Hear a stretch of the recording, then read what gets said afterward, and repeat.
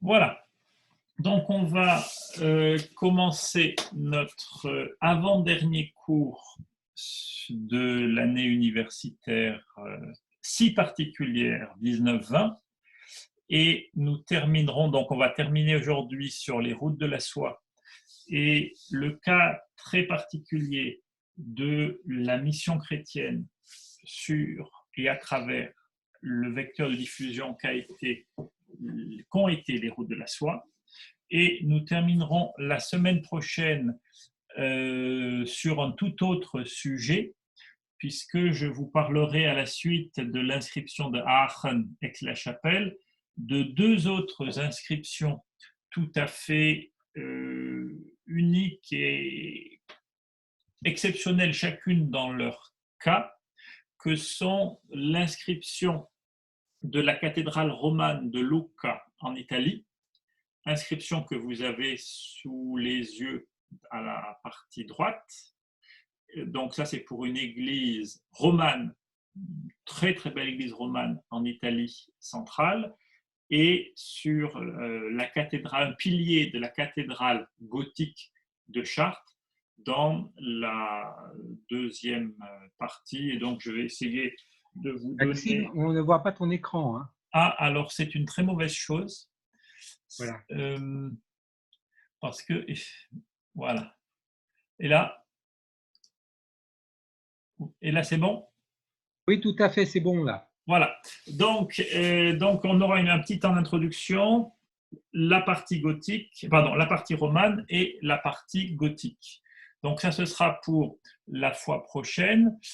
Aujourd'hui, on va terminer sur les routes de la soie et on va voir comment tout ce que je vous ai dit depuis pratiquement le début de ces cours à distance, qui sont plus en présentiel, peut être utilisé, capitalisé pour essayer de mieux comprendre ce phénomène très particulier qui est la prédication chrétienne. Et on va essayer de voir que l'analyse de ces faits nouveaux dans le domaine académique, mais en fait qui sont des réalités fort anciennes, nous permet de dépasser l'idée reçue, l'idée construite depuis le XVIIIe siècle, en gros, que l'on ne sait rien, 17-18e siècle, que l'on ne sait rien sur les origines du christianisme. Et cette idée, il faut en dire deux mots tout de suite, parce que c'est une idée qui est le produit très fort de la réforme et de la contre-réforme et des guerres de religion. Parce qu'au XVIe siècle, 95 thèses de Luther en 1517, excommunication de Luther 1519, 1521, enfin bref, tout ce processus qui va mener à d'effroyables guerres n'a pas eu lieu que sur le terrain militaire, mais a aussi eu lieu, cette opposition, sur le terrain des idées. Et l'histoire a donné un champ d'opposition très fort entre ce qu'on a progressivement appelé les réformés ou les luthériens et de l'autre les calvinistes, et en face d'eux, s'opposant à eux, les catholiques. Et donc il y a eu pendant tout le XVIIe siècle, la deuxième partie du XVIe et tout le XVIIe siècle, une lutte extrêmement âpre pour déconstruire l'histoire du christianisme tel que l'époque médiévale nous l'avait légué, et où, évidemment, on accordait une grande place au merveilleux, une grande place aux légendes, une grande place aux origines mythologiques, enfin aux origines saintes des différentes églises locales. Et en partant du refus des indulgences, on a refusé les pèlerinages, on a refusé le culte des saints, on a refusé comme ça toute une série de choses du côté protestant, et on s'est livré pendant donc 16e, 17e siècle à une grande opposition qui, au 18e siècle, a revêtu l'écrin de la raison, et on a voulu écrire une histoire raisonnable des origines chrétiennes, où on a estimé que quand on n'avait pas de texte écrit, et les langues écrites connues à l'époque étaient essentiellement le latin et le grec, on n'avait pas de fait. Et donc, quelque part, toute l'histoire ancienne de l'Église s'est effondrée et on a reconstruit au deuxième partie du XVIIIe et au XIXe, essentiellement dans la deuxième partie, une histoire de l'Église fondée sur une connaissance des sources grecques surtout et latines ponctuellement de l'Église ancienne. Et cela a des conséquences absolument terribles, avec tous les arrière-pensées que j'ai évoquées, c'est que tout ce qui n'était pas écrit en grec n'avait quasiment pas voix au chapitre. Et donc tous les éléments que je vais vous donner qui sont basés simplement sur la connaissance du judaïsme antique n'a pas du tout été utilisé, a même été refusé. Et du coup, en gros, on a entre la fin de l'écriture des Actes des Apôtres, qui s'arrête en gros à la mort de Paul et Pierre vers 65, et pratiquement le IIIe siècle, une espèce d'immense trou où on ne sait vraiment pas ce qui s'est passé. Et cet immense trou a un avantage absolument colossal pour un certain nombre de mouvements religieux ou philosophiques, c'est que, comme on ne sait pas, on peut dire que la position de l'Église est une position possible, mais une autre lecture des événements, la lecture des calvinistes, la lecture des luthériens, la lecture de tous les mouvements qui vont se développer dans le monde occidental par la suite, est une lecture alternative acceptable, valable historiquement, puisque de toute manière, on ne sait rien. Et donc, si vous voulez, il va y avoir une espèce d'éclipse du christianisme quasiment jusqu'au IVe siècle, et une absence de vision que le christianisme a pu se diffuser dans le monde eurasiatique pendant ces longs siècles. Et de ce fait, toute une série de textes vont être interprétés dans un sens non chrétien, dans un sens qui par définition ne peut pas être chrétien. Et je vous mets ce texte qui est un texte de Madame Boulnois sur les routes de la soie, qui parle de la diffusion du bouddhisme, et on voit que quand il est question donc des premiers textes bouddhistes, en gros, jusqu'au 3e, 4e siècle, on n'a pas de texte, donc on est dans le domaine des spéculations, et qu'on essaye d'interpréter un certain nombre de textes fragmentaires. Je vous lis le haut de la page 222. À l'origine de la biographie, les traducteurs sont significatifs. Nous y retrouvons des types d'agents de transmission rencontrés plus haut. Les traducteurs les plus célèbres sont Anchigao, le prince Parthe, qui fut sans doute un otage à la cour chinoise où il arriva en 148. Il est supposé avoir renoncé à ses droits de naissance au trône. On lui doit la traduction de 35 ouvrages.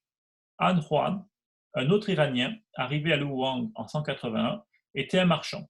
Il traduisit et il prêcha. Lokaksema, un Yuriché, vint à bout de traduction d'un énorme volume des textes dans la deuxième partie du IIe siècle. Et donc, si vous voulez, quand on lit cette histoire de la diffusion du bouddhisme, on a le sentiment que la partie occidentale de l'Eurasie, en gros le monde Parthe, dont sont originaires Anchigao et Han Quan, est un foyer important de bouddhisme. Donc vous pouvez chercher, est-ce qu'il y a du bouddhisme dans le monde Parthe, qui est un immense territoire? Et la réponse est tout à fait complexe. On ne peut pas absolument affirmer qu'il n'y avait aucun bouddhisme dans le monde Parthe. Par contre, on n'a aucune trace d'existence de bouddhisme à proprement parler. Et sans vouloir trop développer ce point qui est pourtant extrêmement important, toutes les premières générations de traducteurs de textes bouddhistes en Chine sont assis sur du sable et sont assis sur l'acceptation d'a priori. Et des gens qui viennent du monde Parthe, donc parlent l'araméen, prêchent et traduisent des textes sacrés, à cette époque-là, on peut raisonnablement se poser la question de leur appartenance au christianisme. Mais on ne peut pas véritablement aller au-delà de cette supposition si on ne tient pas compte de tout ce que je vais vous dire ce soir. Et tout ce que je vais vous dire ce soir est un petit peu une espèce d'avant-première parce que j'ai beaucoup travaillé, vous l'avez compris, sur les affaires indiennes. Et là, j'ai essayé un petit peu de développer à l'ensemble du principe de la prédication chrétienne, ce qu'on a essayé de travailler avec les collègues indiens en insérant complètement la dimension arménienne. Donc, vous me direz si c'est clair ou pas. Donc, en tout cas, vous voyez que le flou posé sur les origines de la prédication chrétienne amène d'autres flous et amène des problèmes d'interprétation d'un certain nombre de phénomènes religieux ailleurs en Eurasie. Là, je vais vous donner l'exemple du bouddhisme, j'aurais pu vous donner l'exemple du manichéisme, j'aurais pu vous donner l'exemple de la prédication rabbinique, parce qu'on a le sentiment que les rabbins, les juifs disparaissent de l'Eurasie pendant plusieurs siècles, alors qu'ils continuent à exister, comme nous allons le voir, etc. etc. Donc, un ensemble de problèmes que l'on ne résoudra pas tous aujourd'hui, mais qu'on va pour partie essayer de poser en reprenant un petit peu rapidement les grandes étapes de notre raisonnement antérieur. Premièrement, vous vous souvenez qu'avec la conquête de l'Égypte, après la défaite d'Actium, l'Empire romain se met à dominer de manière complète l'Afrique du Nord, Cyrénaïque, Égypte, l'Asie mineure et toute la façade de l'Eurasie. Et qu'à partir de 2730, les routes de la soie sont relancées avec une très grande force par les autorités romaines, encouragées par les autorités romaines et l'armée, et les marchands se mettent à parcourir toute la route maritime jusqu'à l'Inde et Taprobane, un petit peu plus difficilement les deux autres routes, puisqu'elles ne sont pas directement dominées par l'État romain. Mais en tout cas, on a, à partir de 30, dans la dynastie moins 30, moins 20, se met en place un réseau d'échanges absolument colossal qui va exister au moins jusqu'au IIIe siècle de manière très, très importante. Donc, on a une infrastructure géographique complètement précisée maintenant. Ensuite, on a le cas de la fin de l'existence du royaume d'Israël, qui continue avec la domination de Marc-Antoine. Hérode arrive à se faire reconnaître, puis après, les dynasties juives changent de camp et passent sous l'autorité de... Ah, alors, je recommence. Est-ce que... Voilà, là c'est bon? Non. Ah. Mauvaise réponse, je recommence. Et là? Non, toujours pas. Tu dois recommencer comme avant. Alors, j'arrête le partage et je recommence le partage. Oui, c'est bon. Oui, c'est bon. Voilà. Donc, on a au centre l'État de l'État hébreu, l'État juif, qui réunit la plus grande partie possible du territoire des anciennes 12 tribus, 10 tribus, qui sont réunies en son sein, avec le temple comme sanctuaire fédéral, comme cela se pratique dans tous les États de Mésopotamie depuis 3000 ans, et les représentants des différentes tribus sont répartis sur les routes de la soie. Par exemple, les Manassés sont dans le Fergana. On a des gens de la tribu de Rouben en Mésopotamie, Rouben et Gad en Mésopotamie. On pense que, enfin, on est quasi sûr que Thomas, dont je vais beaucoup vous parler aujourd'hui, est de la tribu d'Éphraïm, et Barthélemy, Nathanaël Barthélemy, de la tribu d'Issachar. Et en tout cas, on a comme ça l'existence de communautés hébraïques réparties sur l'ensemble de l'Eurasie, vous avez un très beau texte qui est le livre de Tobie, qui vous explique en une douzaine de chapitres assez brefs comment fonctionnait au 2e, 1er siècle avant Jésus-Christ, comment fonctionnait la vie sur ces réseaux des routes de la soie, où on a des quartiers juifs dans un certain nombre de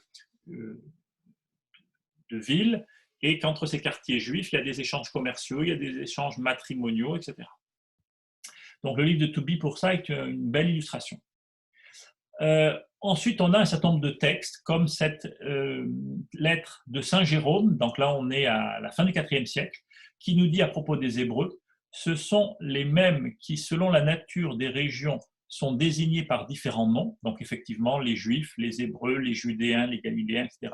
Ils s'étendent de la Mauritanie à l'Inde, donc de la Mauritanie, c'est-à-dire de l'actuel Maroc, jusqu'à l'Inde actuelle, en passant par l'Afrique, l'Égypte, la Palestine, la Phénicie, la Coëlée-Syrie, l'Osroène, la Mésopotamie et la Perse.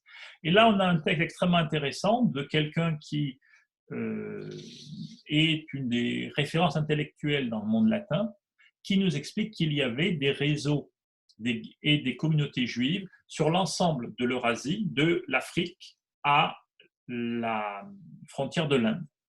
Et ça, c'est extrêmement intéressant, avec évidemment pour chacune de ces régions des problèmes. Et je vous ai mis en jaune l'Égypte, parce que comme vous le savez tous, quand Alexandre arrive, il a dans son armée des combattants juifs qui viennent du Moyen-Orient. Et quand il termine et qu'on fonde Alexandrie, une partie des Juifs qui venaient régulièrement combattre en Égypte depuis l'époque achéménide, donc depuis le 6e, 7e siècle avant Jésus-Christ, s'installe à Alexandrie et s'installe un petit peu dans la totalité de l'Égypte. Et comme ils sont combattants d'Alexandre, ils ont le statut de Grecs. Bon, c'est des Grecs un peu particuliers parce qu'ils ont une religion et des usages qui paraissent bizarres, étonnants pour un Grec, mais ça n'a pas d'importance. Ils sont considérés comme des Grecs et ils ont une partie de la capitale, Alexandrie, vous voyez le quartier juif, et ils ont comme ça une présence dans toute l'Égypte avec le statut quelque part de conquérant.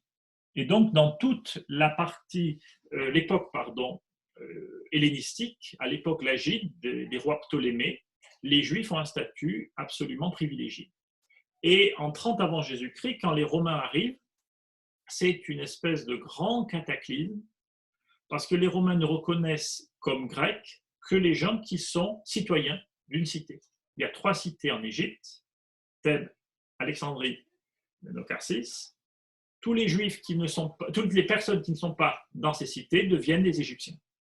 Et à Alexandrie elle-même, la plupart des Juifs qui ne peuvent pas prouver leur droit de cité sont exclus de la citoyenneté. Et donc, c'est un changement absolument majeur dans l'histoire du judaïsme alexandrin, qui était un peu le début de la descente aux enfers de cette colonie, de cette communauté qui était extrêmement brillante et dynamique à l'époque ptolémaïde, et qui va très mal se terminer entre 115 et 117 par une série de pogroms.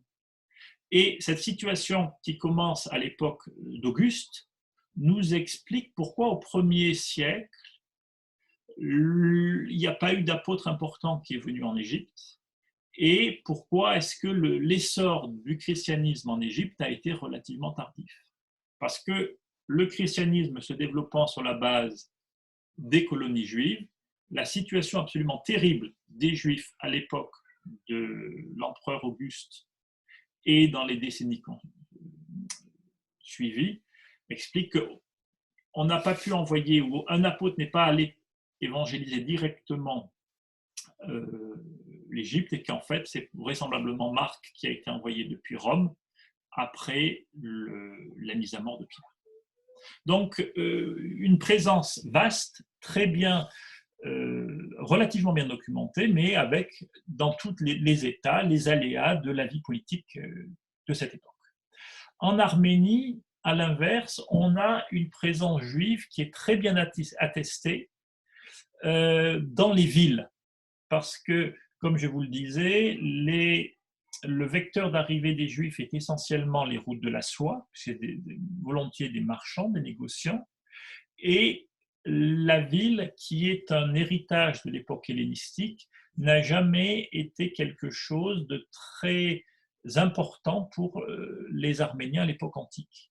Et donc il y avait des villes qui jouaient un certain rôle, mais dans ces villes, vraisemblablement, les minorités grecques, syriens et hébreux étaient majoritaires. C'est en tout cas ce que l'on peut constater quand on regarde le texte de Bouzantaran, une espèce d'histoire d'Arménie écrite dans les années 470, qui nous parle de l'invasion de l'Arménie par les Sassanides. Invasion violente. Je ne reviens pas sur les détails, enfin j'y reviendrai si vous le souhaitez, mais ce que l'on constate, c'est que les Sassanides vont rafler les populations dans les villes et on a un certain nombre de chiffres qu'il ne faut pas prendre au pied de la lettre, mais quand même, à Ardachat, 40 familles arméniennes et, je ne vois pas le chiffre, également des familles juives. À Yervandachat, 20 000 familles arméniennes, 30 000 familles juives. À Zarehavan, 5 000 familles arméniennes, 8 000 familles juives, etc., etc. Donc vous voyez, dans toute une série de villes, non seulement il y a des juifs, mais la population hébraïque juive est majoritaire. Donc, on en tire deux types d'informations. D'une part, une présence juive du fait des routes de la soie extrêmement importante, et qui va même colorer la vie des gens, puisque par exemple, vous prenez toute une série de termes liés au commerce, sont des termes qui viennent directement de l'araméen. Par exemple, Shuga, le marché, c'est le mot araméen qui a été pris par les Arméniens. Donc, une présence juive massive, enfin importante, et c'est pour prêcher à ces juifs qu'un apôtre va venir. Et quelque part, s'il n'y avait pas eu de juifs, ben, il n'y aurait pas eu besoin d'envoyer un apôtre. Donc, voilà pour la présence juive, c'était mon deuxième élément. Troisième élément, c'est la structuration annuelle du temps en année sabbatique. Donc ça, on l'avait vu quand on avait parlé de Daniel, et je vous ai remis la liste des années sabbatiques jusqu'à l'année 68-69 qui va amener la destruction du temple. Et donc, quelque part, vous avez la ligne du temps, les années sabbatiques, vous avez l'espace avec la structuration des routes de la soie, et une manière simple de dire, ben voilà, il y a d'un côté l'espace, il y a de l'autre le temps, quel modèle on peut proposer sur l'expansion de la mission chrétienne sur ce cadre-là. Parce qu'en fait, avec ces deux données-là, on a quasiment tout pour comprendre comment est-ce que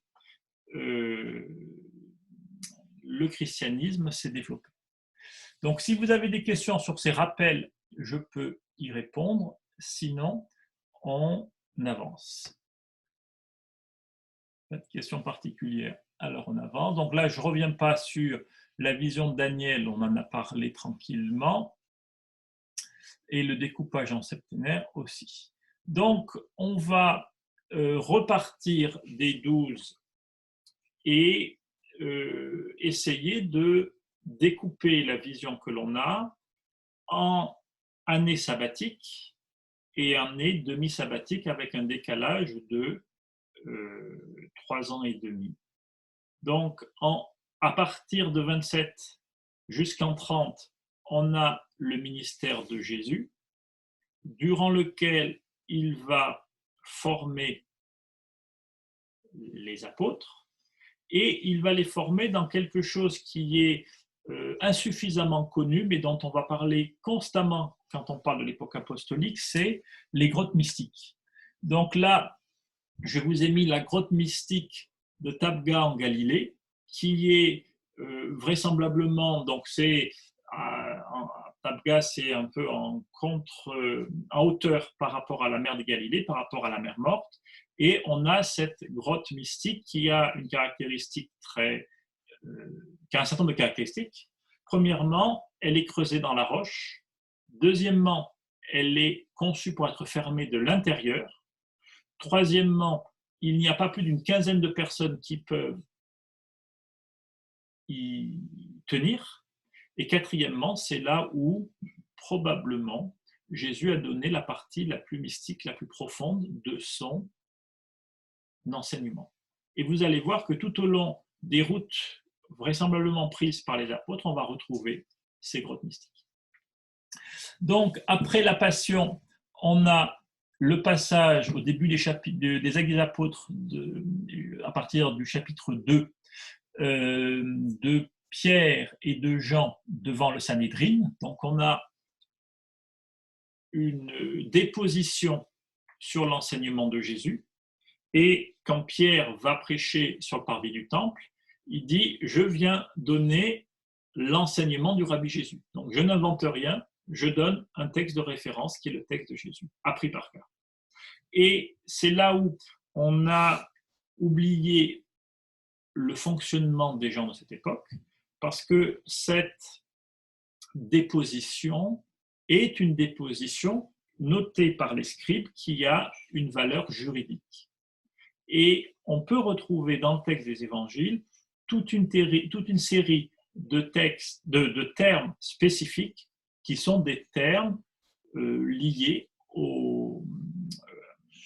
à la réalité juridique de cette époque-là.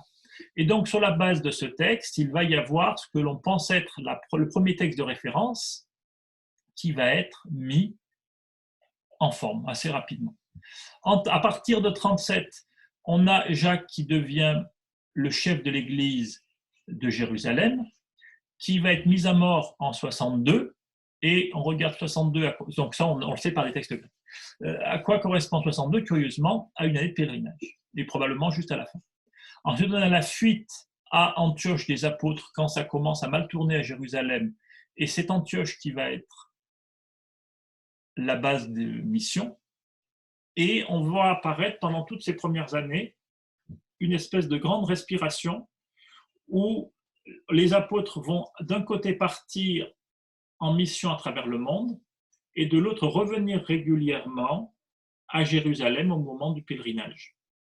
Et donc on a un découpage du temps en maximum des unités de 7 ans, minimum des unités de 3 ans et demi. Et on va voir que ces unités de 3 ans et demi correspondent étonnamment à la mission des apôtres dans les différentes zones. Le seul apôtre, évidemment, qui ne va pas bouger, c'est Jean, qui a la charge de Marie. Et ça explique pourquoi est-ce qu'il a le temps de composer un évangile qui est théologiquement, intellectuellement le plus élaboré, le plus construit, le plus fin. Donc jusqu'à 51, l'ascension de la Vierge, et ensuite donc un certain nombre de pèlerinages au moment des années sabbatiques, donc sur lesquels je ne reviens pas plus. Donc ça, c'est les premières années où tous les apôtres sont d'abord autour de Jésus, puis ensemble avant de partir en mission. Ensuite, on va s'intéresser à 2 apôtres en particulier. L'apôtre Thomas et l'apôtre Barthélemy. Donc, on va d'abord essayer de savoir un peu ce que l'on sait sur ces 2 personnages. Et ces 2 personnages ont des noms doubles. Donc, on va essayer de comprendre. Nathanaël, c'est le nom du premier, qui est dit Barthélemy. Et Barthélemy, ça veut dire Bartoumaï. Et Bartoumaï, ça a un sens très précis. Ça veut dire Bar, c'est Ben, bête, c'est le fils, et Toumaï, c'est la jarre. Et c'est une jarre très particulière. C'est cette jarre qui a été très fortement médiatisée au moment des découvertes de Qumran. C'est la jarre aux évangiles. C'est une jarre qui a une densité particulière pour laisser passer peu d'humidité et dans laquelle on rangeait les rouleaux de la Torah. Et donc, ce que ça veut dire, c'est que Barthélemy, il avait une tête qui était une jarre, c'est-à-dire qu'il avait dans la tête, par cœur, la Torah. Autrement formulé, Barthélemy était un petit peu l'intellectuel des des 12, et qui étaient en capacité de discuter, d'argumenter avec une connaissance fine et précise des Écritures. Et cette connaissance fine des Écritures est quelque chose d'extrêmement important, parce qu'on peut raisonnablement penser que s'il est un des premiers apôtres à avoir été martyrisé, ce n'est pas tout à fait par hasard. C'est parce qu'au fur et à mesure de ses prédications et de la circulation qu'il faisait dans ses réseaux de communautés juives, les anciens se sont rendus compte qu'il avait une connaissance certes extraordinaire de la Torah, mais qu'il en faisait une lecture et une interprétation qui n'était pas la lecture habituelle des grands prêtres, des prêtres de Jérusalem.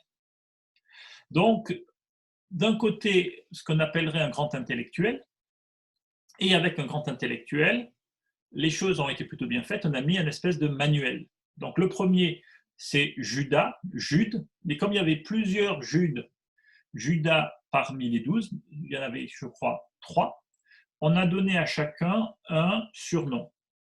Et Thomas, ou Didyme, c'était le jumeau. Et c'est vraisemblablement quelqu'un qui devait avoir une ressemblance physique assez forte avec Jésus pour qu'on l'ait surnommé le double, le jumeau de Jésus. Et sur cette notion de jumeaux, on a toute une littérature gnostique qui a été brodée tardivement et sur laquelle je ne m'étends pas, mais le fait est que son surnom faisait le lien avec sa ressemblance physique à Jésus. Il est également très célèbre pour l'épisode que j'ai illustré par un sublime tableau du Caravage, puisque c'est lui qui, 8 jours après la Passion, ne veut pas croire en la réalité de la résurrection s'il ne met pas son doigt dans les chairs du Christ. Donc le texte ne précise pas s'il a effectivement mis son doigt, mais il y a quelque chose d'extrêmement intéressant dans le texte biblique, c'est-à-dire que Jésus ressuscité apparaît une première fois au collège apostolique, moins Thomas, et une deuxième fois, 8 jours plus tard, nous dit le texte, en Jean 20, 24, 29, il revient uniquement pour convaincre Thomas. La tradition diverge pour savoir si, comme l'a représenté Caravage, il met son doigt ou pas. Mais en tout cas, il y a une relation particulière entre le corps de Jésus et cet homme. Et on essaiera d'y revenir tout à l'heure. Donc, 2 apôtres. Oui, attendez, je n'ai pas terminé. Thomas est également un architecte, quelqu'un qui est doué de ses mains. Quand on dit architecte, une partie de la tradition, notamment dans les actes de Thomas, qui sont très importants et sur lesquels je vais revenir, voyait en cet homme quelqu'un qui était capable de construire de grands bâtiments. Et on verra que la semaine prochaine à Chartres, c'est la lecture qu'ils en ont fait. Mais c'est surtout quelqu'un, un petit artisan qui connaît les pierres précieuses, qui sait les agencer, qui est un artisan habile de ses mains. Et c'est plutôt cette deuxième hypothèse qui est la plus ancienne, puisqu'on verra que, enfin je vous le dis tout de suite, que dans l'hymne de la Perle, un texte qui est très ancien, qui doit remonter à la prédication de Judas Thomas, la terminologie pour les pierres précieuses est extrêmement précise. Et donc on se demande si ce n'est pas quelqu'un qui était familier de cet artisanat-là. Donc 2 personnes très différentes, et ça c'est vraiment quelque chose de tout à fait caractéristique. Pour être recevable devant le Sanhédrin, la déposition devait être faite par 2 personnes complémentaires, un jeune Jean, un vieux Pierre. Et donc, si on envoyait 2 personnes qui étaient identiques, qui étaient trop proches, il y avait trop de probabilités pour qu'ils se soient concertés, qu'ils aient perçu la même chose, donc la déposition n'était pas recevable. Ensuite, donc, on en vient au cadre temporel. 40-41 années sabbatiques, pèlerinage à Jérusalem, et de là, ils vont à Ninive. Et Ninive est vraiment une ville importante. puisque Ninive, pour l'ensemble des communautés juives du nord de la Mésopotamie, de l'Arménie, de toute cette zone-là, était la zone où on recueillait, où on réunissait l'impôt, le didrachme, pour l'envoyer à Jérusalem. Et Ninive est une ancienne capitale de l'époque assyrienne. Donc, si vous voulez, c'était une ville importante, avec une importante communauté. Et une partie importante de cette communauté a été convertie. De la mission de Ninive, donc elle a duré quelques années, et ce qui permet d'authentifier cette mission, qui est malheureusement peu documentée, à part par un certain nombre de traditions liturgiques, c'est ça. Non, c'est pas ça, pardon. Attendez, excusez-moi. Où est-ce que ça a disparu? Voilà. Alors, je ne sais pas pourquoi ça s'est perdu ici.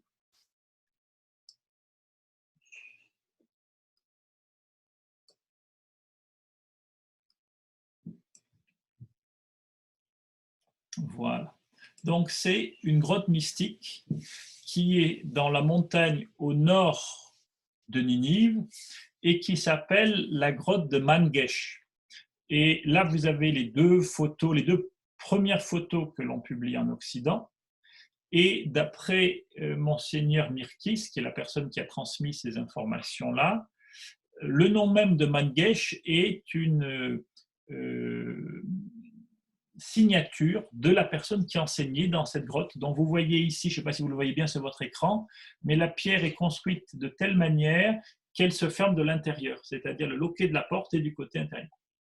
Et donc, Man-Gesh est composé de deux mots araméens. Man, celui qui, Gesh, a touché. Celui qui a touché la plaie de Jésus. Et donc, on a cette première grotte mystique, lieu de l'enseignement de Thomas et Barthélemy, mais manifestement Thomas là a un rôle. Maxime, oui. Maxime, excuse-moi, peux-tu remettre, parce que je ne reçois pas ce que tu es en train de dire là. Alors, je recommence. S'il te plaît. Partage, grotte, partage. Voilà, c'est bon, merci là, beaucoup. Ce qu'il faut voir, c'est la partie intérieure de la porte, où on voit qu'on a recreusé l'intérieur pour pouvoir fermer la porte de l'intérieur. Et c'est là que ont été formés les premiers cadres de l'Église de l'Orient, de l'Église de Mésopotamie. Donc ensuite, on revient à... non, d'abord, on revient ici. Ils devaient continuer, Thomas et Barthélemy ensemble, pour continuer vers l'Est et aller, selon l'enseignement de Jésus à la fin de l'évangile de Thomas, aller jusqu'aux extrémités du monde, en utilisant la route centrale de la soie, sauf que quelque chose n'était pas prévu, c'est que la conquête des Kushan venait de couper la route centrale. Et donc, obligation de revenir en arrière, de revenir jusqu'à Oujmia, le lac d'Oujmia, et de se séparer. Et donc, d'un côté, on va laisser Thomas pour le moment, et on va reprendre Barthélemy. Donc, vous avez là le lac d'Oujmia. Le début des actes de Thomas nous permettent de savoir que Thomas a traversé en bateau le lac d'ouest en est pour continuer sa mission, on ne sait pas vers où, le texte ne le précise pas, et donc Barthélemy est resté à l'ouest et a suivi, je vous ai fait relier un certain nombre de villes qui sont attestées comme comportant des communautés juives, et donc entre 41 et 44-45, on a Barthélemy qui évangélise ces communautés juives d'Arménie et qui fonde cette église apostolique sur la base de la conversion des communautés qui y habitaient. Et donc ça c'est très important parce que l'existence des communautés juives est la raison même de la venue de Barthélemy. En plus de la volonté d'emprunter la route du Nord, qui passe par Albanopolis, qui est situé quelque part au bout de mon dernier trait rouge, et là, il est mis à mort. Et le martyre d'Albanopolis, le martyre de Barthélemy à Albanopolis est extrêmement bien attesté par des listes d'apôtres qui émanent de toutes les traditions liturgiques chrétiennes. On a des textes en grec, on a des textes en latin, on a des textes en arménien, en syriaque, en copte, en arabe, en éthiopien. Et donc, il est tué, à mon avis, c'est une hypothèse, à l'initiative des responsables des communautés juives qui se méfient de ce personnage, certes connaissant admirablement la Torah, mais qui en ont une exégèse, qui en ont une lecture qui n'est pas conforme à la tradition. Et peut-être aussi pour l'empêcher de passer au-delà du Caucase et d'aller mettre leur nez dans les juteuses affaires que l'on fait sur la route du Nord en hiver, comme on l'a évoqué la fois dernière. Donc, l'itinéraire de Barthélemy s'arrête ici à Albanopolis du Caucase et la partie nord donc n'est pas évangélisée ni par lui ni par aucun autre apôtre. La partie centrale, le trait bleu foncé, bute sur la conquête des Sogdiens qui pendant l'essentiel du 1er siècle vont couper la route centrale. Et donc quand vous laissez votre compagnon à Oujmia, la seule chose qu'il vous reste à faire, c'est de redescendre la Mésopotamie pour aller vous embarquer à Maïchan. Et c'est très exactement ce que va faire Thomas. Donc tout ça, je vous l'ai dit. Les grandes missions de Thomas. Donc ça va être notre troisième temps. Et on a, pour parler des missions de Thomas, un document absolument extraordinaire qui sont les actes de Judas-Thomas. Je mets Judas et Thomas. Pour nous en Occident, c'est les actes de Thomas. Et pour les orientaux, c'est les actes de Judas. Et pour éviter les disputes et pour que ce soit compréhensible par tout le monde, on dit les actes de Judas-Thomas. Le texte a été composé en araméen d'Empire, donc dans la langue que parlaient Jésus et les apôtres, dans une très belle langue, très fine et précise, et par quelqu'un qui avait une connaissance de la version araméenne des évangiles, la Pshita, absolument remarquable. Parce que quand il y a des mots qui ont une valeur théologique, on reprend les mots de la Pshita. Et on reprend surtout les mots des évangiles. Ensuite, ce texte important a été traduit en grec, en arménien, en arabe, en latin, en copte, etc., etc., etc. Et on a au centre de ce texte un texte absolument étonnant qu'on appelle l'hymne de la perle, et je vous expliquerai dans un instant pourquoi c'est une erreur de traduction, et qui est absolument décisif. Ce texte a été achevé quelque part vers la première partie du IIIe siècle en araméen, compilé. La compilation doit être terminée vers 220-230, et ensuite traduit dans les diverses langues, en grec au IVe siècle probablement à Alexandrie, en arménien directement depuis l'araméen vraisemblablement au deuxième partie du 5e siècle, en arabe, en latin, etc. Donc un texte extrêmement important qui est divisé par actes. Il y a un certain nombre d'actes très importants. Et on s'est rendu compte, ça c'est un grand travail qui a été mené à la Catho de Lyon ces dernières années, que ce texte avait une structure orale mésopotamienne, une structure orale mésopotamienne que l'on pouvait reconstituer. Et donc on s'est rendu compte que sur les 18 actes, les 7 premiers étaient divisés en 10 perles, donc 7 fois 10 perles, 70, et reprenez acte par acte chaque mission de Thomas. Avec le problème qui est au centre de l'hymne de la perle dont je vous reparle dans un instant, et une deuxième partie qui est un peu un développement postérieur, qui est composé de 7 bouts divisés, de 10 bouts, de 10 actes divisés en 7 perles chacun, ce qui fait également 70. Donc 70 d'un côté, 70 de l'autre, c'est-à-dire 140, plus le martyr qui est divisé en 10 perles. Et vous voyez, le martyr est divisé en 10 et non pas divisé en 7, ce qui veut dire qu'à l'origine, le martyr était la huitième partie de la première rédaction, et qu'ensuite on l'a décalé à la fin pour y insérer toute la deuxième partie qui est en vert ici. Et, pardon? Je suis toujours avec la photo de la grotte mystique du Bangladesh. Les photos n'avancent pas. Ah, là vous ne voyez pas? Alors, Ouais. je recommence, j'enlève à nouveau le partage, je le remets. Voilà.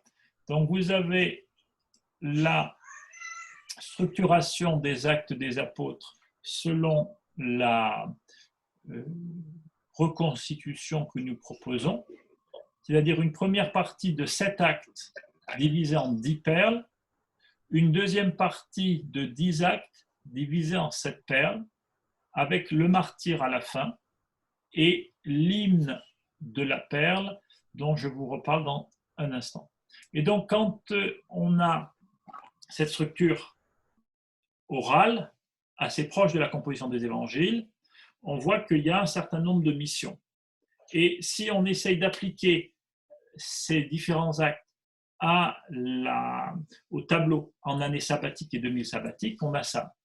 C'est-à-dire qu'on retrouve dans les actes des apôtres, après le départ de Ninive, une description de la mission de Thomas, une fois qu'il a, au tout début des actes, laissé Barthélemy pour aller au nord du lac d'Oufmia, c'est-à-dire en Arménie.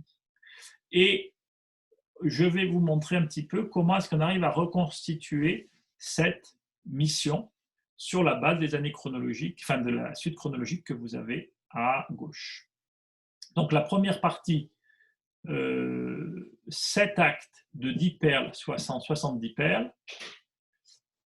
La première partie part du lac d'Oufmia, donc vous avez une décomposition que vous pourrez reprendre.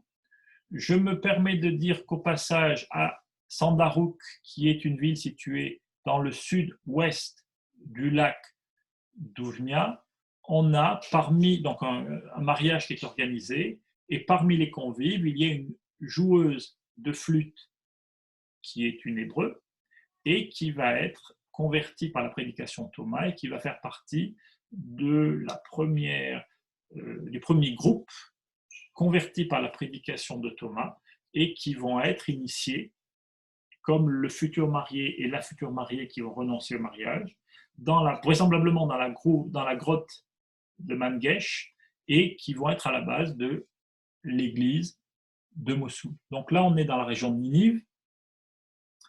Ensuite, on a le deuxième pendentif qui est dans la région de Taxila. C'est donc Taxila, le nord-ouest de l'Inde, où on a le roi Gondophares qui règne, et il y a toute une série d'histoires entre le roi, son frère, et l'apôtre Thomas, qui le roi lui donne de l'argent pour lui construire un palais, et il utilise l'argent pour structurer l'église. Et il y a un jeu de mots permanent dans toute cette partie-là, entre le palais physique que le roi attend et l'édifice spirituel que l'apôtre construit. Et ça manque de finir très mal quand le roi se rend compte qu'il a été roulé. Et il faut une série de miracles pour que non seulement le roi pardonne, mais qu'il se convertit au christianisme.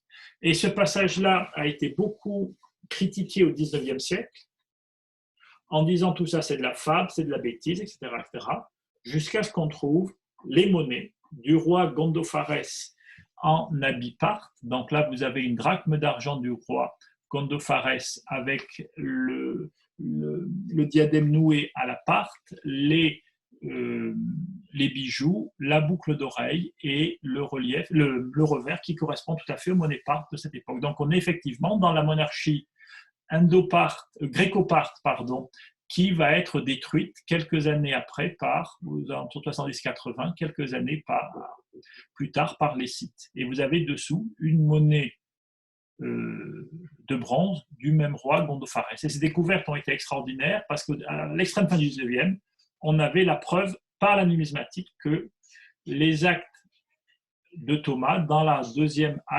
pendentif, avaient un soubassement historique. Après, on a trouvé une inscription, mais la preuve était déjà faite de une partie de l'historicité. Donc, ils fondent sur une période 48-51 cette église-là, et ils passent beaucoup de temps, c'est le pendentif 3 et le pendentif 4, à essayer, donc il part et il est ramené sur ses pas par un messager qui lui explique que l'église va mal.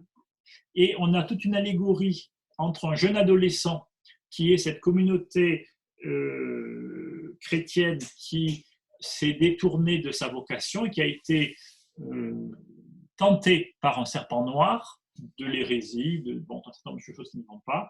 Et il est obligé de revenir, vous voyez, de le ressusciter, de le restaurer, de le confesser et de laisser à nouveau donc cette église se développer. Et on a encore le troisième, voilà.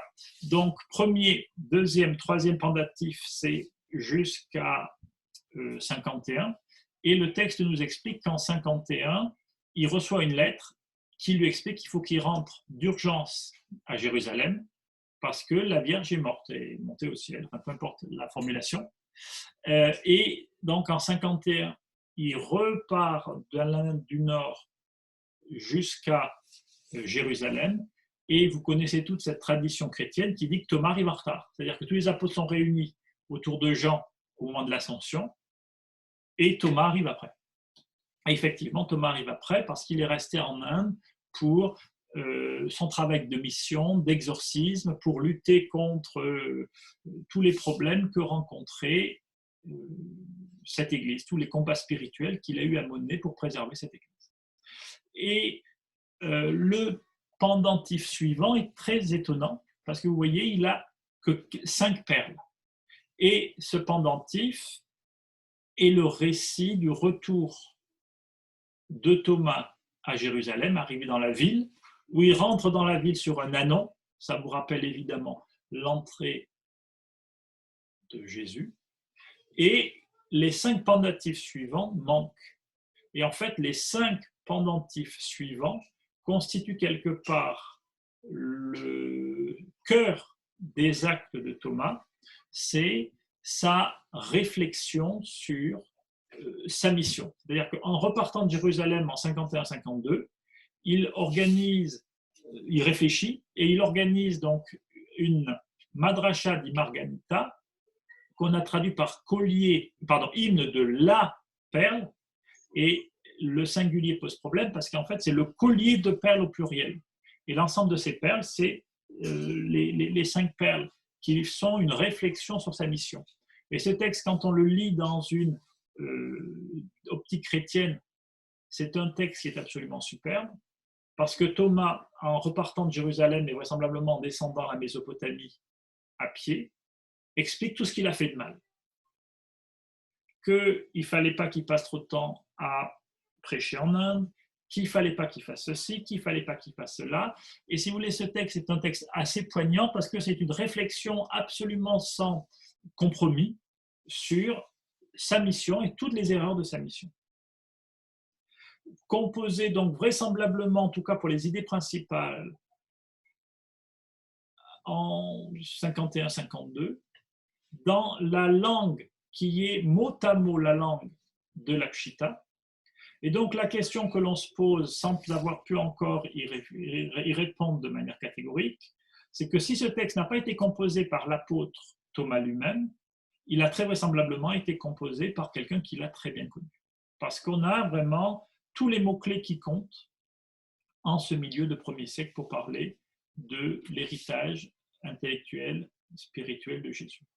Et vraisemblablement, cette madracha, ce collier de perles qui reprend l'enseignement perle par perle et la réflexion de Thomas, est le cœur des actes de Thomas. Et donc c'est autour de ce texte-là qu'on a construit la première partie, en orange tout à l'heure, et pour compléter la première partie, qu'on a rajouté la deuxième. Donc c'est vraiment un texte absolument décisif. Et si notre hypothèse devait un jour se justifier, ce serait quand même le seul texte dû à un apôtre en dehors du corpus néo-testamentaire. Donc ensuite, il arrive à partir de 52 ou de 54 au Kerala. Donc au Kerala, il mène une grande campagne de mission dans un territoire qui est favorable au christianisme, et on a une mission qui se développe sur le pendentif 5, le pendentif 6 et le pendentif 5 et 6. Puis après, le début du pendentif 7. Et donc, il fonde une église au prix de 1000 difficultés, assassinat, mensonge, exorcisme, etc., etc. Mais c'est une église qui va se révéler particulièrement robuste, puisque c'est la seule qui va durer pendant 2000 ans, pratiquement, jusqu'à nos jours.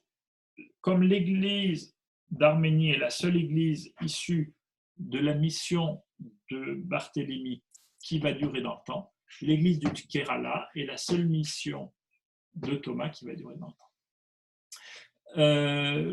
Vous allez me dire où est la grotte mystique? Malheureusement, je ne le sais pas, parce que plusieurs fois, on a demandé, et derrière la plaine littorale, il y a plein de montagnes, et donc il y a certainement une ou plusieurs grottes mystiques, mais pour l'instant, on n'a pas retrouvé le lieu qui pourrait correspondre.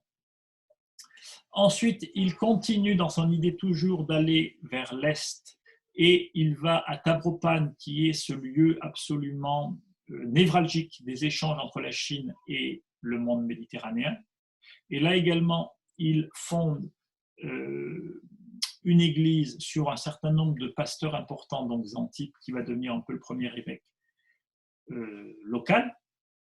Et ensuite arrive la partie chinoise, sur laquelle on va parler dans un instant. Et je fais une parenthèse sur la Chine parce qu'il y a un autre document très important qu'on va analyser juste derrière. Et ensuite, il revient en 68 à Taprobane, et de Taprobane, il monte à Kranganor, l'actuel Chennai, où il va évangéliser pendant encore quelques années avant d'être mis à mort et martyrisé. Et à Kranganor, où je suis allé en 2008, on a retrouvé la grotte mystique de Thomas. Et vous avez donc là l'état actuel du sanctuaire. Là, vous avez la croix qui est à la base, enfin à l'entrée de la grotte. Là, vous avez la grotte vue de l'intérieur. Et là, à l'époque, j'avais pris une petite vidéo, je ne sais pas si ça va marcher parce que la vidéo est capricieuse, qui vous montre... Non, attendez. Non. Alors, si je fais ça...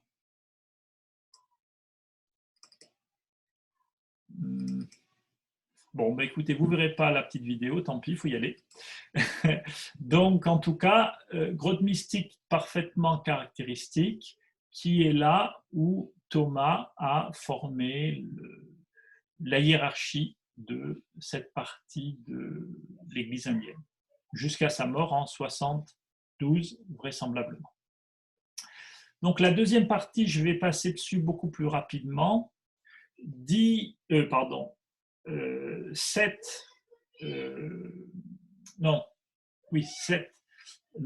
parties avec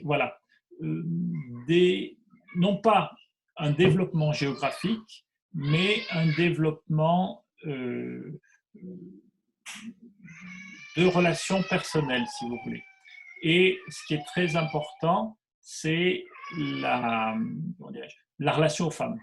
Dans la deuxième partie des des actes, la relation aux femmes, l'enseignement direct de Thomas aux femmes est constant, ce que l'on ne voit pas du tout dans la première partie. Et donc, il y a une réflexion différente qui arrive à une conclusion que je vous donnerai tout à l'heure, et donc qui montre une autre dimension de la prédication chrétienne, qui est le rôle absolument décisif dans la première Église des femmes. Vraiment, on peut dire à de nombreux égards que l'Église est fondée sur les femmes. Donc, l'autre document qui permet d'éclairer de manière absolument majeure la prédication de Thomas en Chine, c'est un bas-relief dont vous avez le relevé réalisé par les archéologues chinois sous les yeux, et qui est divisé, comme vous le voyez, en 3 blocs. Et ces 3 blocs sont les 3 temps de la prédication de Thomas et de la fondation de l'Église. Et on va très rapidement analyser ces 3 blocs. Il y aurait beaucoup d'heures à consacrer à cet ensemble, mais on va reprendre les principales conclusions, avec à la base la vision de l'empereur régnant, qui est Mingdi. Et dans les annales royales, le Huanji, on a dans l'histoire de l'empereur Mingdi le récit d'une vision, que l'empereur eut un rêve où il vit un grand homme doré dont le cou émettait la lumière du soleil et de la lune. Et donc il demande à ses ministres de quelle divinité il s'agit, puisque lui est le Fils du ciel. Et donc, s'il reçoit la visite d'une divinité, c'est quelque chose de majeur pour son règne. Et donc, il faut savoir ce que c'est.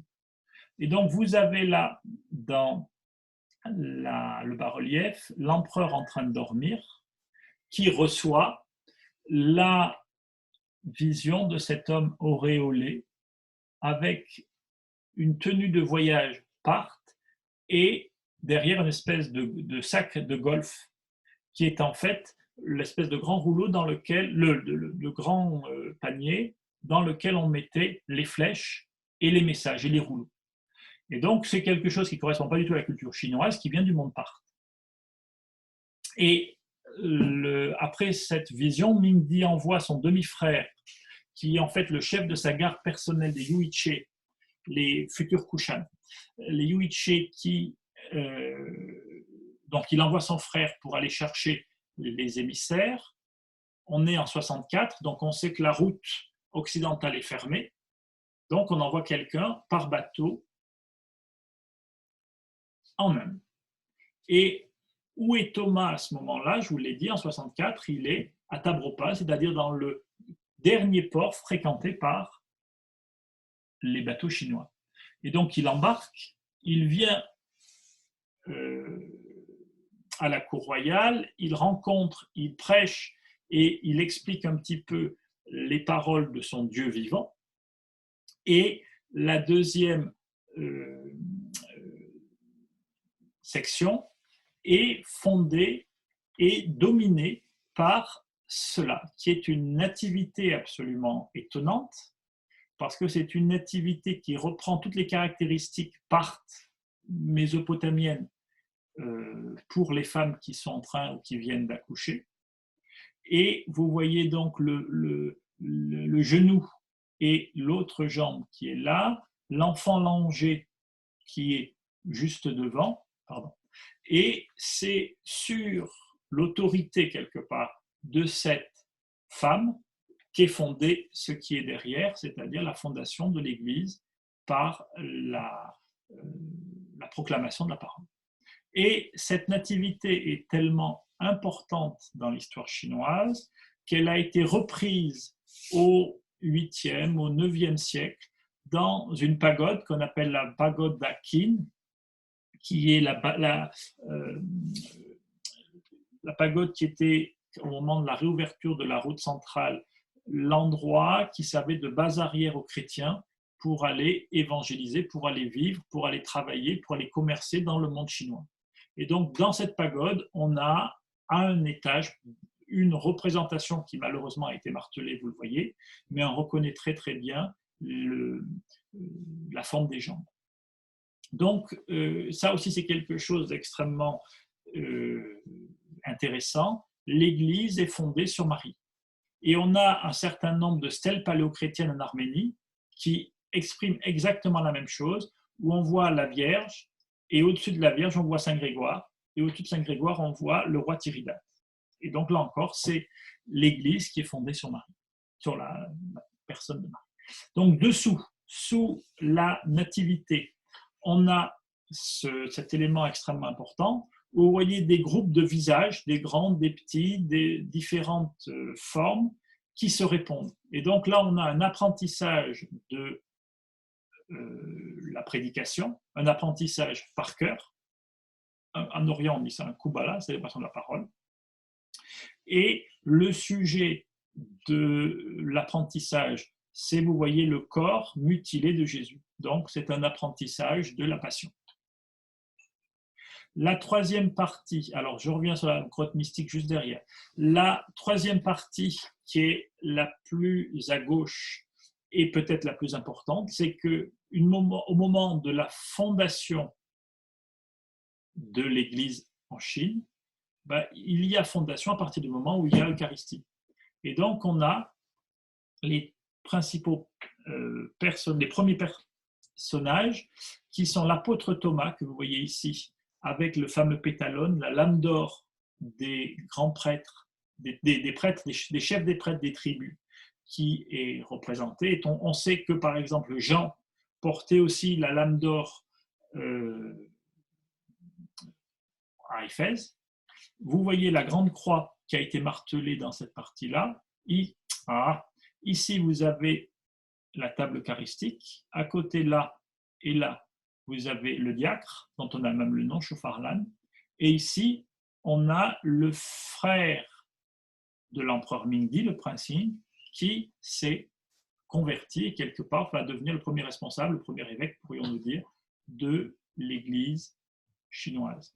À tel point que cette Église va vite se développer. Ah oui, alors avant de vous dire ça, je vous montre là aussi la fameuse grotte mystique, parce que derrière, à quelques centaines de mètres pas centaines de mètres, dizaines de mètres du bas-relief, on a cette fameuse grotte mystique qui s'ouvre de l'intérieur et dans laquelle on a une douzaine de personnes qui pouvaient tenir ensemble. Et donc là, c'est vraisemblablement l'endroit où Thomas prêcha et forma la base de la première hiérarchie chinoise.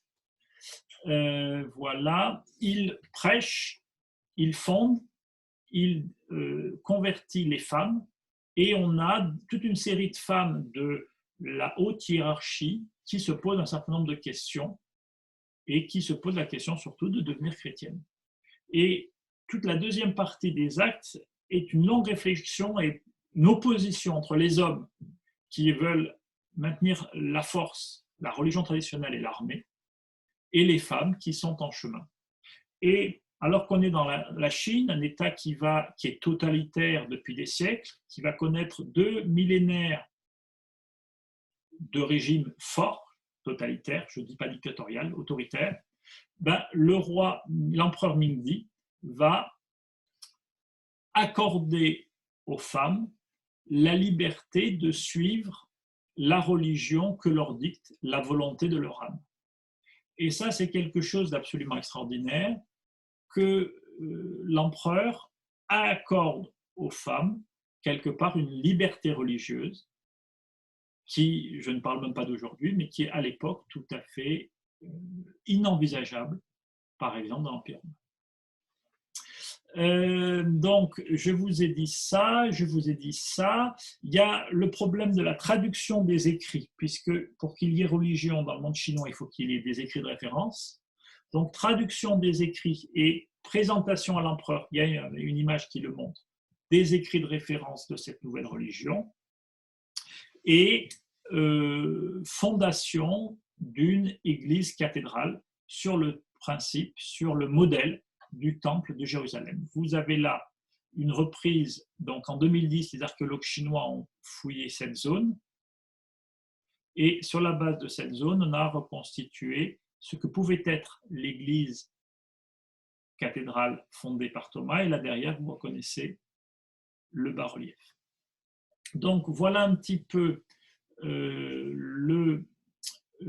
la mission de Thomas, et un élément extrêmement important de la pérennité de cette mission, c'est que là vous avez les évêchés de l'Église de l'Orient au Moyen-Âge, et si vous regardez complètement à droite, en Chine, vous appelez Pna Ying.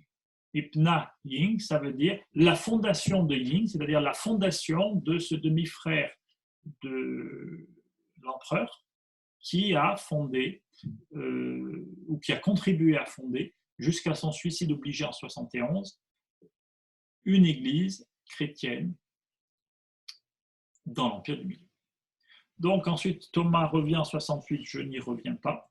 Et en conclusion, avant de répondre à vos éventuelles questions, donc tout cela est le fruit d'un long travail d'une équipe internationale, est en cours de confirmation, est en cours de publication, mais vous voyez que avec la prise en compte de la réalité des routes de la soie, de la réalité hébraïque, de la prédication et de la vie des gens de cette époque, et la prise en compte d'un certain nombre de documents archéologiques ou littéraires qui n'avaient pas forcément, qui n'étaient soit pas connus, soit qui avaient été mésestimés jusqu'à présent, on arrive à une reconstitution de la diffusion du christianisme en Asie qui a un degré de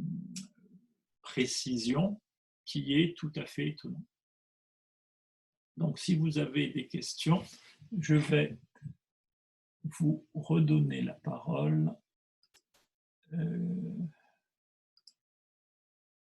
Activez tout le monde. Voilà.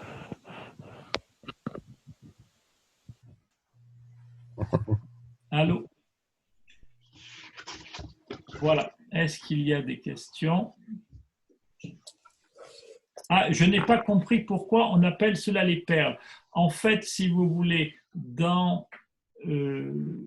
Orient et en Mésopotamie, la composition se fait sur la base des 10 doigts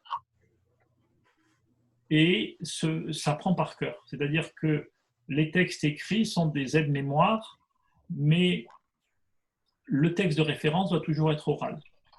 Et la décomposition se fait par collier, comme on a un collier de femme, et chaque collier est divisé en pendentifs, donc un ensemble de perles, et chaque perle est effectivement en gros l'équivalent de 3 ou 4 versets de la Bible, mais en une unité de sens très forte, qui est reliée à la perle du dessus et à la perle du dessous par une transition qu'on peut facilement mémoriser. Et donc, une amulette. Comme une amulette, absolument. Et ça, si vous voulez... Mais ils portaient tous les pendentifs en même temps ou ils en portaient un parce qu'il y en a plusieurs de pendentifs. En fait, si vous voulez, d'une part, donc pour terminer ce que je disais, ce n'est pas quelque chose de spécifique aux chrétiens. Les chrétiens reprennent et peut-être mènent effectivement à un grand degré de perfection une tradition extrêmement ancienne, puisque quand vous prenez par exemple l'épopée de Gilgamesh, le premier texte littéraire de l'histoire de l'humanité, je ne sais pas si vous arrivez à le voir, voilà, l'épopée de Gilgamesh est composée en pendentifs, colliers et perles. Et il y a comme ça, dès l'époque de l'écriture en cunéiforme, on a des textes qui sont structurés en perles.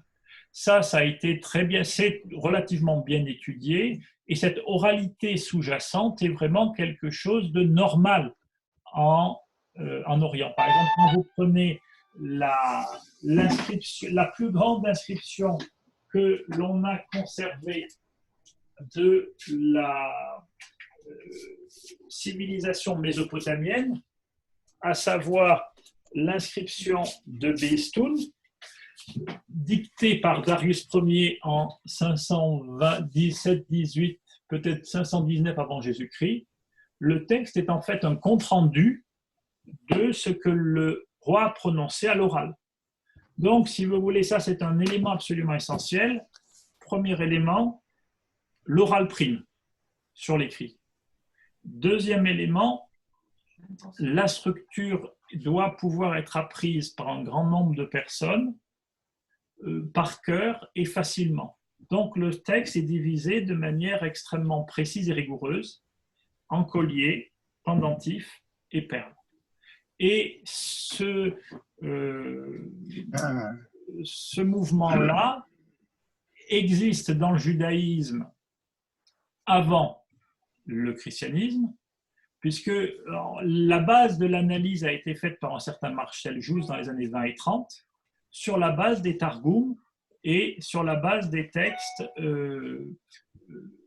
rabbiniques, si vous voulez. C'est quelque chose qui est complètement commune au judaïsme rabbinique et au judéo-christianisme. Et qu'on retrouve très abondamment par la suite dans tout le christianisme oriental sans problème. C'est des sortes de chapelets, oui, effectivement. Le chapelet est la résultante directe de le chapelet, le Notre Père, enfin toute une série de prières chrétiennes très anciennes, quand on peut les décomposer de manière extrêmement simple, en collier, perles, etc. Parce qu'en fait, elles ont été conçues comme ça pour pouvoir être apprises couramment par Et pourquoi ça s'est perdu quand? Alors, c'est une très bonne question à laquelle je n'ai pas la réponse. Non. Okay. J'aime autant dire les choses clairement, je ne sais pas. En fait, ça ne s'est pas perdu partout en même temps. Et ça s'est préservé assez tard, y compris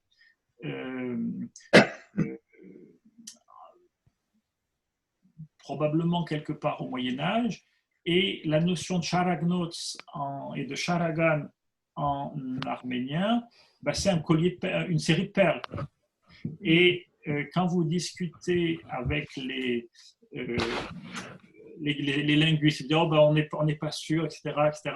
Mais le mot en lui-même, l'idée, c'est ça. Un charagnot, c'est un collier de perles. Vous avez ou charel, c'est aligner des perles.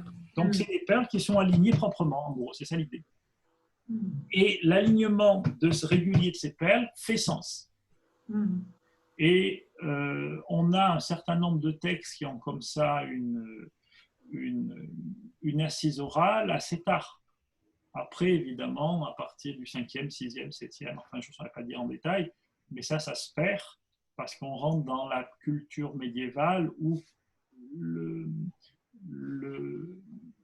l'écrit fait foi. Et l'écrit fait foi surtout dans une culture de type, à partir de l'époque islamique, où le juge ne connaît pas la loi, et pour pouvoir être jugé dans le monde islamique, il faut que vous ameniez un ouvrage de référence qui témoigne de votre loi. Et les Syriaques vont mettre par écrit leur droit canon, les Arméniens vont mettre par écrit, etc., etc., tout simplement pour avoir un document de référence à remettre au juge au moment des procès. Et ça, plus une série de choses sur lesquelles je n'ai pas le temps de m'appesantir tout de suite, va amener des changements absolument considérables dans le fonctionnement quotidien de ces sociétés. Est-ce qu'il y a autre chose? Bon, écoutez, alors si j'ai été à peu près clair, c'est bon. Et je vous souhaite donc une bonne soirée. Bonne soirée. Et je vous donne donc rendez-vous pour notre prochain et dernier cours, jeudi prochain. Bonsoir. Merci, merci. Merci, Au revoir. bonsoir. Merci. Merci Maxime, bonsoir. Je vous en prie. Bonsoir. Oui, bonsoir.